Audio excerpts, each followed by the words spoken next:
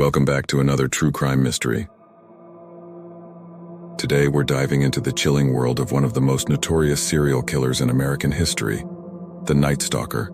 The Night Stalker, Richard Ramirez, terrorized Southern California during the sweltering summer of 1985. His crimes were nothing short of horrifying, a spree of burglaries, assaults, and brutal murders that left an entire region living in fear. Richard Ramirez was born on February 29, 1960 in El Paso, Texas, into a challenging family environment.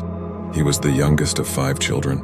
Ramirez's father, Julian Ramirez, was a police officer, and a troubled relationship with his father reportedly marked his upbringing.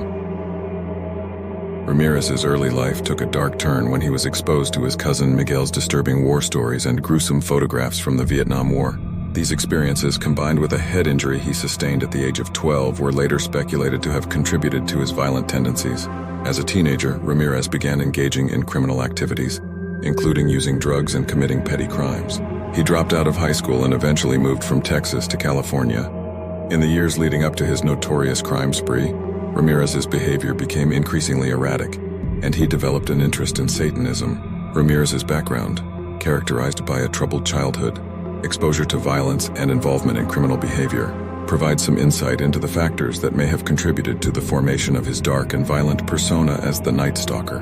His criminal activities escalated in 1984 and 1985 when he embarked on a brutal crime spree that terrorized Southern California. What set the Night Stalker apart was his lack of a specific victim profile.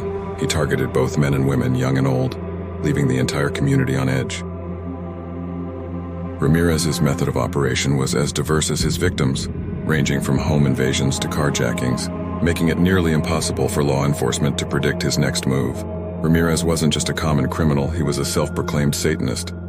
He often left satanic symbols at his crime scenes, adding a layer of terror to an already horrifying situation. Residents were living in constant fear, locking their doors and windows, afraid that they could be the next target of this nightmarish predator. Ramirez would break into homes in the late hours of the night, often using various methods to gain entry, such as entering through unlocked doors or windows. Once inside, he would ransack the homes, stealing valuables and personal items. Violent acts almost always accompanied the burglaries. Ramirez's crimes created a sense of terror and panic in the communities he targeted. His ability to evade authorities for an extended period added to the fear, making him one of the most notorious and elusive serial killers in American history.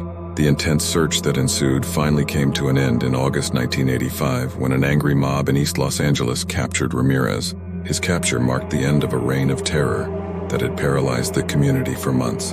The Night Stalker's trial was a media circus, with Ramirez reveling in the attention. Despite overwhelming evidence, he showed no remorse for his heinous crimes. In 1989, he was convicted on 13 counts of murder, 5 counts of attempted murder, 11 sword assaults, and 14 burglaries. He received multiple death sentences but passed away on June 7, 2013 while still on death row at San Quentin State Prison. Richard Ramirez remains one of the most infamous and disturbing figures in the history of American serial killers. Like and subscribe for more true crime.